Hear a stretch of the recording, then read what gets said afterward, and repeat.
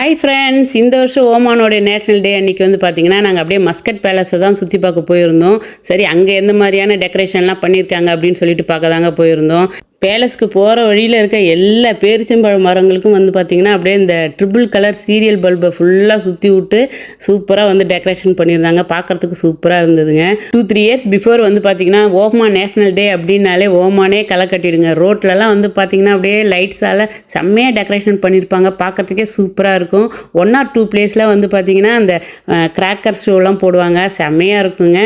But என்னமோ இப்போல்லாம் பண்ணுறதில்ல, அதெல்லாம் ரொம்ப மிஸ் பண்ணுறோம். அதனால தான் சரி மஸ்கட் பேலஸில் ஏதாவது டெக்கரேஷன் பண்ணியிருக்காங்களான்னு பார்க்க தான் வந்தோம். இங்கே வந்து பார்த்தா ஆஸ் யூஷுவல் எப்போதும் போல இருக்க லைட்டிங்ஸ் தான் இருந்தது. பட் அந்த சைடில் இருந்த அசோக மரங்களுக்கு மட்டும் இந்த ஒயிட் சீரியல் பல்பால் சூப்பராக டெக்கரேஷன் பண்ணியிருந்தாங்க. அதுவும் பார்க்குறதுக்கு அழகாக தான் இருந்தது. நாங்கள் மிட் நைட்டில் தாங்க அந்த பேலஸை சுற்றி பார்க்க போயிருந்தோம். ஆனால் அங்கே பார்த்தீங்கன்னா எங்களை மாதிரியே நிறைய பேர் இந்த பேலஸை சுற்றி பார்க்க வந்திருந்தாங்க.